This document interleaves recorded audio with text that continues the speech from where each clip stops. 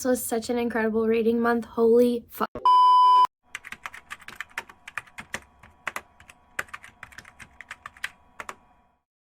Hey guys, what's up? It's Ashley. Welcome back to my channel, and I am here for my November reading wrap-up. This was probably far by hands down the best reading month that I have had to date for 2022, for probably my entire life in general. I read 22 books, so here they are. The first book I read was Heartless by Elsie Silver. This is, I think, the second book in a companion novel series. I have not read the first, but you don't need to. So this was a single father nanny trope, small town vibes, not much to it, but I did really like it. It was very wholesome. I think I rated it like a 4 or a 4.5 out of 5 stars. Yeah. Then I read The Beautiful. This was technically part of my October reads, but I didn't finish it until November. This was a book set in, I think, the late 1800s in New Orleans, and I was confused for a good portion of the book, I will admit, because I did listen to it on audio, but by the end, I was very intrigued. So it is vampire. Our main character, Celeste, is from France. I believe like her home burned down or something, so she was sent to New Orleans, and there she meets Sebastian or Bastian, and he's a count, and yeah, that's really all I'm going to say about it because I don't remember a whole lot of it, but I do remember enjoying the end. Then I read Only When It's Us. This series has been on my TBR for a while. I think there's like maybe 5 books by now, but it's about all the siblings in this, I think, Bergman family. The first book, our 2 characters are classmates in college. They get paired together for an assignment. Our leading male is deaf. He did lose his hearing some years prior. Both of them are soccer players. There really wasn't a lot of complications to this story. It was pretty easy, a nice chill read. I did thoroughly enjoy it. Then I spent like 4 days binging the Montana Mountain Men series by Gemma Weir. There are currently 6. I think there's supposed to be 7 or 8 books.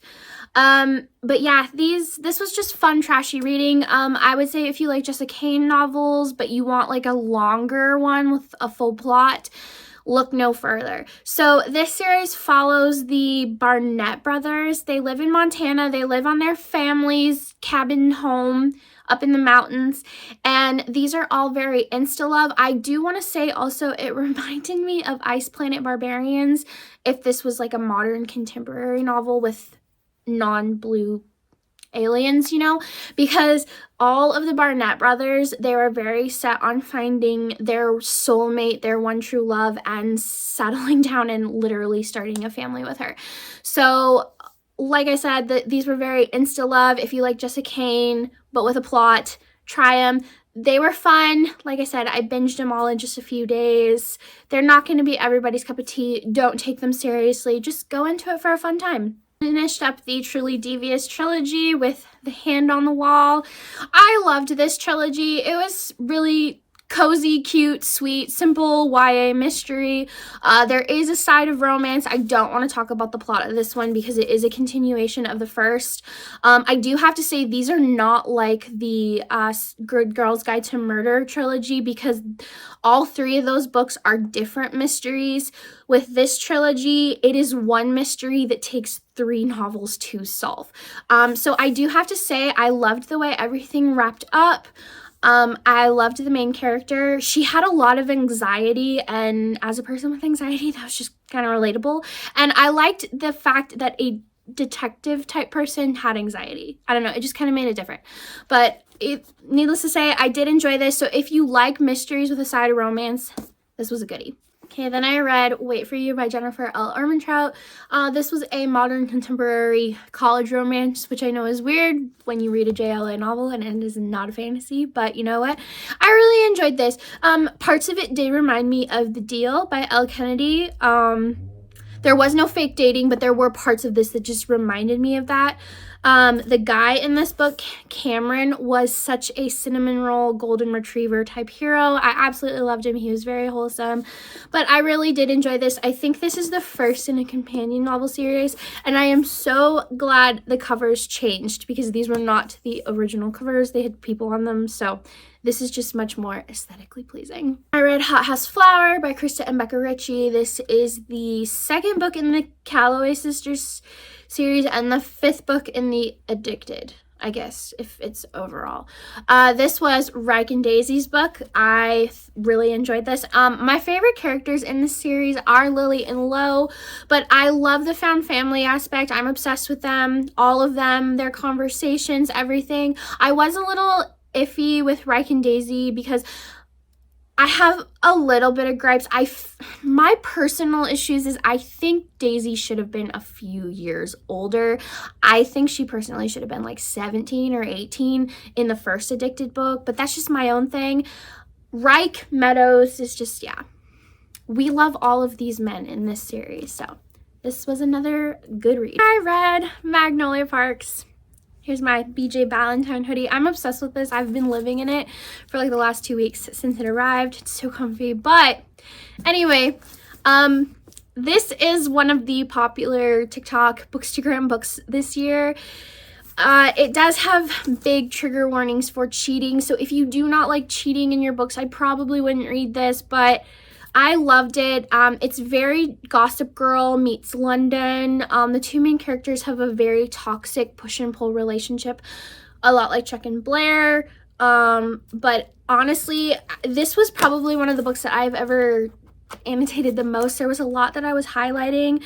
A lot of this book is pain. I will have to say, I used a lot more blue tabs for this book than I used any other color, so that should kind of give you an idea. I do want to say this does not have a happy ending, but there is another book, Magnolia Parks: The Long Way Home. I just still need to continue the series, but if any of the other stuff intrigues you, go pick it up. This was an infinity star for me.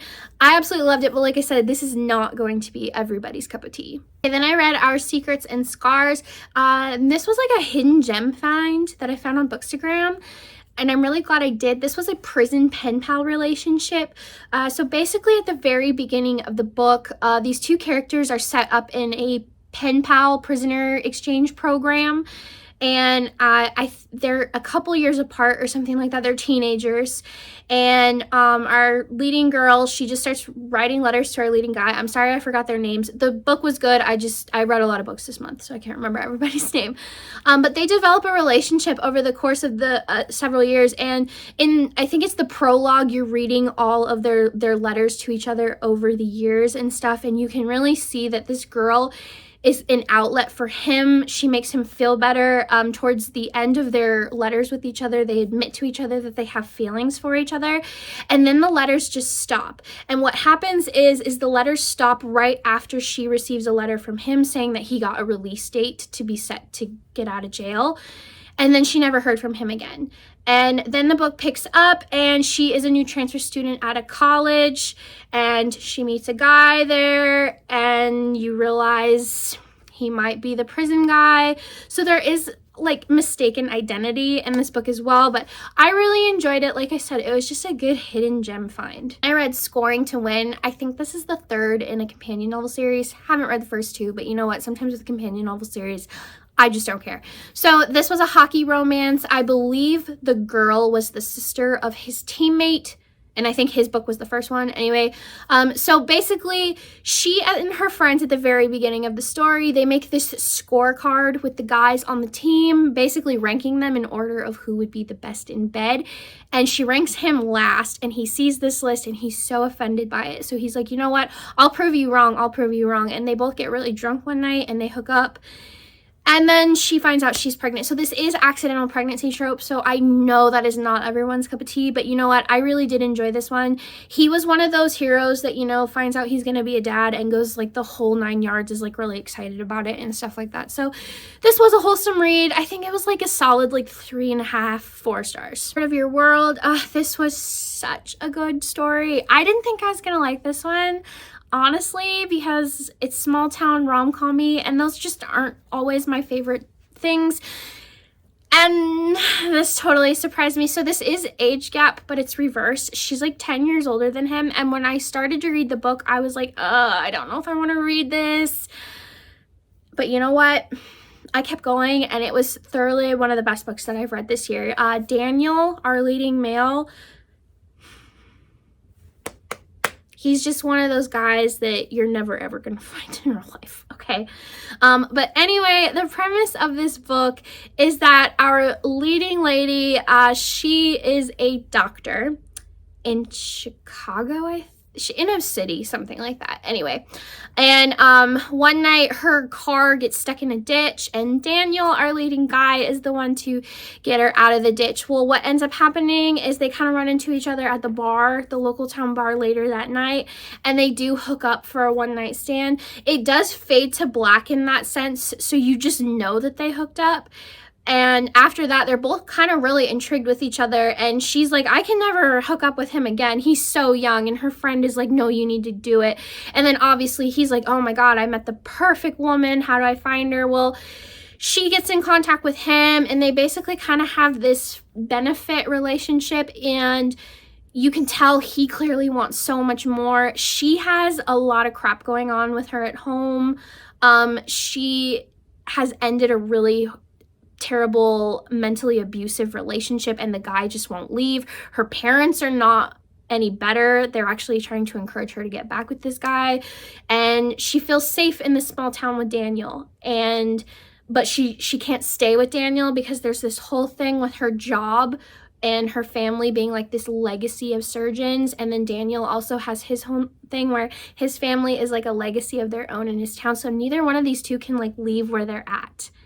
But it was such a beautiful story. I really liked it. Solid 5 stars. And then during Thanksgiving week, I reread one of my absolute favorite books from last year. I reread it with one of my besties, and that was Marriage for One by Ella Mays.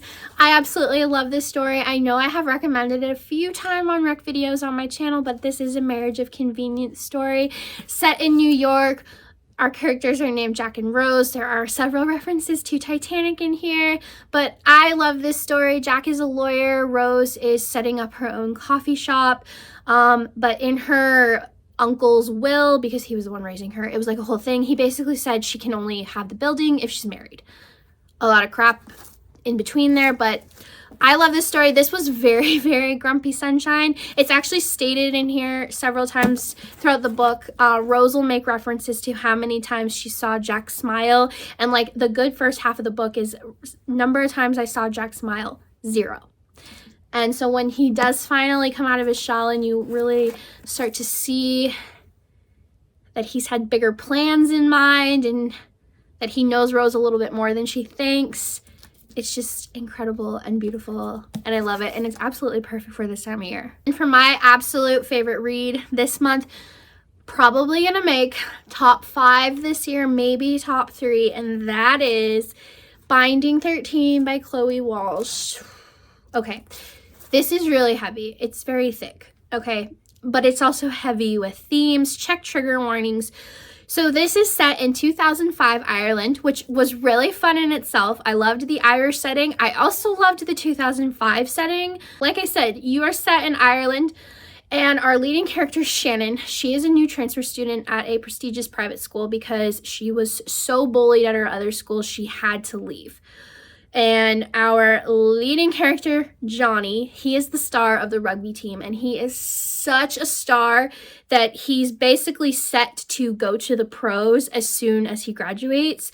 And I think even before that, like I think he's supposed to play pro for like the summer between school years or something like that.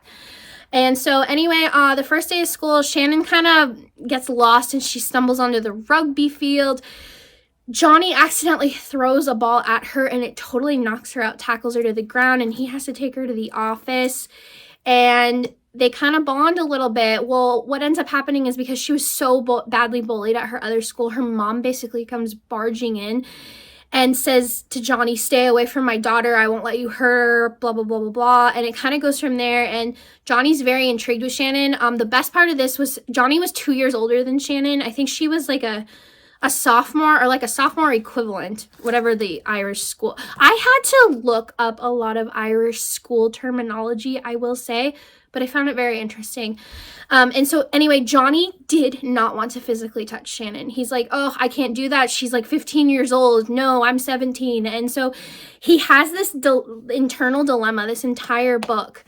And now here's where it gets deep. So Shannon is terribly abused at home. her father hits her and takes out all of his anger on her. Her older brother Joey is always the one that saves her and gets out of this. I loved her brother. I have to say her relationship with him was so beautiful and one of my favorite parts of this book. I will say this does not have a happy ending. It does end in quite a cliffhanger. So that brings me to my next read, which was Keeping 13. And I read these back to back because I had to know what happened. The relationship between Johnny and Shannon was so wholesome. You're rooting for them the whole time.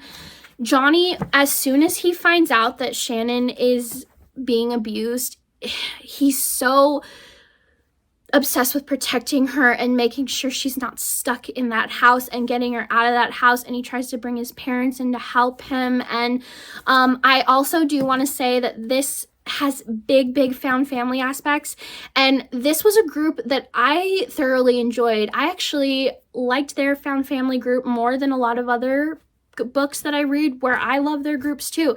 Gibbsy, Johnny's best friend, was absolutely hilarious. I loved him. Claire, Shannon's best friend, her and Gibbsy had a thing. I can't wait for their book. Shannon's brother Johnny, he got integrated into their group towards the end. I think his book is next, if I'm not mistaken. But I know Chloe Walsh is kind of on a writing hiatus right now due to some personal things in her family. But needless to say, these were both infinity stars. I love them. So like I said, if you want a beautiful, wholesome relationship where the male is literally a hero, try these. But like I said, they are very heavy on trigger warnings and abuse, and you just really hurt for Shannon and feel for her the entire time you're reading. I read A Kingdom of Stars and Shadows. This was another great fantasy read. I would say if you like ACOTAR, if you like From Blood and Ash, if you like From Behind the Veil, very similar vibes. You have fated mates. Our leading character here, she is what is called, I think, a star marked. So her back has like these star designs and stuff, basically meaning she was born to be this important person to save the kingdom. So she is set to marry the king. Well, it's the king's brother that she feels very connected with. And I don't want to talk too much about it because it'll spoil things. But like I said, ACOTAR, Blood and Ash vibes, had all that. Did end on a cliffhanger. Book 2 is out, but it is part of a trilogy, I think. Ellen Page. This was a hidden gem find I found on TikTok. And I have to say I did not hate it. So this was like a caveman type book. So it's the blurb, it tells you nothing about this book. The blurb is basically this letter this girl Kate was writing to her parents saying that she's set to go out on a hiking trip. It takes place in the 70s.